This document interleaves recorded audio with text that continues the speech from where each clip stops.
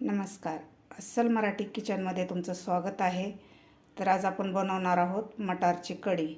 चला तर मग रेसिपीला सुरुवात करूया. आज आपण बनवणार आहोत मटारची कढी. तर त्यासाठी लागणारं साहित्य मी इथं अर्धा लिटर ताक घेतलेलं आहे. तुम्ही या जागी दहीसुद्धा घेऊ शकता. मटार घेतलेले आहेत मी अर्धे वाटी. फ्रेश मटार आहेत. याला मी 2 ते 3 मिनिट बॉईल करून घेतलेलं आहे. वाटणासाठी मी 3 हिरव्या मिरच्या, 7 ते 8 लसणाच्या पाकळ्या घेतलेल्या आहेत.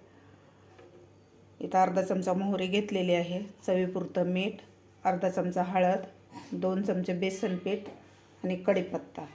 तर सुरुवातीला आपल्याला मिरची आणि लसूणचं वाटण करून घ्यायचं आहे जाडसर थोडंसं मिक्सरमधून. आता इथं ताकामध्ये आपल्याला हे बेसन पीठ घालायचं आहे. आता आपल्याला व्यवस्थित हे मिक्स करून घ्यायचं आहे. यामधल्या सगळ्या गुठळ्या आपल्याला फोडून घ्यायच्या आहेत बेसन पिठाच्या.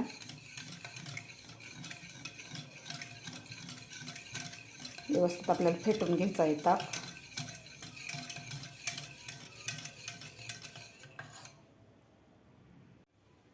यामधल्या सगळ्या गुठळ्या फोडून घेतलेल्या आहेत बेसन पिठाच्या. असं प्लेन झालेलं आहे आपलं ताक, तुम्ही बघू शकता. आता आपल्याला कढी बनवायला घ्यायची आहे.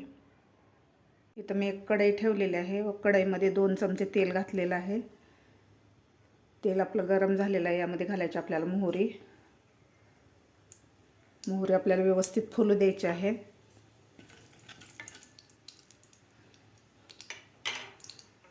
त्यानंतर यामध्ये घालायचा आपल्याला कढीपत्ता.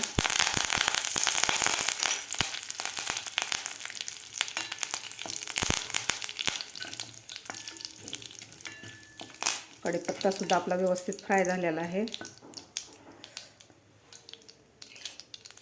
त्यानंतर बनवून घेतलेलं वाटण, हिरव्या मिरचीचं आणि लसूण हे घालायचे आपल्याला. तर हे सुद्धा आपल्याला 1 मिनिटभर परतून घ्यायचं आहे वाटण, मिरची आणि लसूणचं.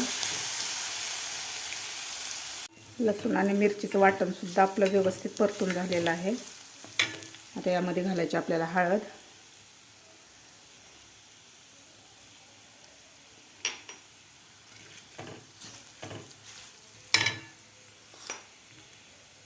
हळद घातल्यानंतर आपल्याला हे बॉईल करून घेतलेले मटार घालायचे आहेत.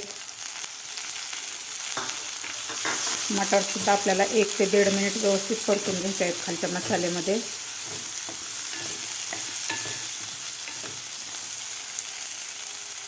मटारसुद्धा आपण 1 ते 1.5 मिनिट व्यवस्थित परतून घेतलेले आहे खालच्या मसाल्यामध्ये. आता यामध्ये घालायचे आपल्याला ताक, बेसन पीठ घालून घेतलेलं ताक घालायचं आहे यामध्ये.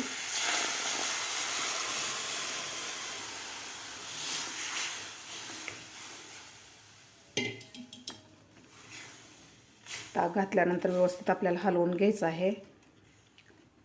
आता आपल्याला ह्या ताकाला एक उकळी काढून घ्यायची आहे.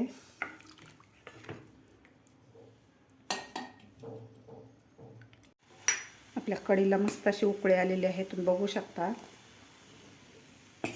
आता आपल्याला एकसारखं हलवत ह्याला 2 ते 3 मिनिट कढीला आपल्या शिजवून घ्यायचं आहे, म्हणजे मग थोडीशी दाटसर होते कढी. एकसारखं हलवायचं आहे आपल्याला. अशी मस्त उकळी आलेली आहे. तर आपल्याला आणखीन 2 ते 3 मिनिट कढीला शिजवून घ्यायचं आहे एकसारखं हलवत. एकसारखं हलवत त्याला 2 ते 3 मिनिट शिजवून घेतलेलं आहे. कढीला थोडीशी अशी दाटसर झालेली आहे, तुम्ही बघू शकता. आता सगळ्यात शेवटी आपल्याला मीठ घालायचं आहे यामध्ये. मीठ आपल्याला सगळ्यात शेवटीच घालायचं आहे, नाहीतर कढी आपली फुटू शकते. मीठ घातल्यानंतर व्यवस्थित आपल्याला हलवून घ्यायचं आहे. अशी मस्त झालेली आहे आपली मटार कढी, तुम्ही बघू शकता. तुम्ही हे भाताबरोबर, पोळीसोबत, भाकरीबरोबर खाऊ शकता. खूप छान लागते. अशी मस्त दाटसर झालेली आहे आपली कढी. चवीला सुद्धा अशी भन्नाट लागते कढी. आता आपण गॅस बंद करून खाली याला काढून घेऊया. गरमागरम कढी आपण सर्व करून घेऊया.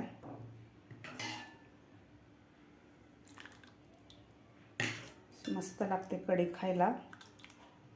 तुम्ही हे गरम गरम कढी पिऊ सुद्धा शकता. खूप छान लागते गरम गरम प्यायला सुद्धा.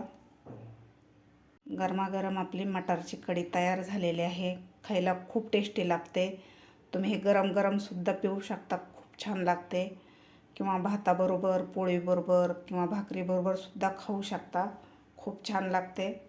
तुम्हीसुद्धा नक्की करून बघा. तुम्हाला माझी आजची ही रेसिपी आवडली असेल तर लाईक, शेअर आणि सबस्क्राईब करायला विसरू नका.